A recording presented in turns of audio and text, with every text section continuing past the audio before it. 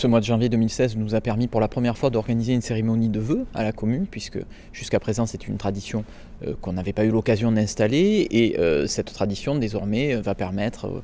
au personnel de la commune de connaître la politique de l'établissement pour les mois à venir, pour l'année à venir. Et l'année 2016 en ce qui nous concerne sera marquée évidemment par un rendez-vous majeur, celui de l'organisation des élections de l'ensemble des instances, puisque nous avons terminé l'année 2015 avec l'adoption des statuts définitifs de la commune qui sont parus au 1er octobre 2015, ils sont entrés en vigueur au 1er novembre 2016 et désormais il s'agit pour l'ensemble des membres d'adopter le règlement transitoire qui va permettre l'organisation des élections, ces élections devant avoir lieu dans les semaines qui suivront cette adoption définitive par le CA de l'actuelle commune. Ces élections vont permettre d'installer à la fois le conseil d'administration et le conseil académique de la commune.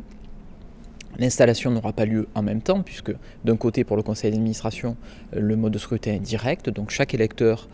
appartenant à l'ensemble des membres de la commune, collège enseignants, enseignants-chercheurs, personnel administratif, usagers, sera appelé à se déplacer à l'urne pour voter. En ce qui concerne le conseil académique, il s'agira ici d'un mode de scrutin indirect, donc ce seront des grands électeurs qui voteront.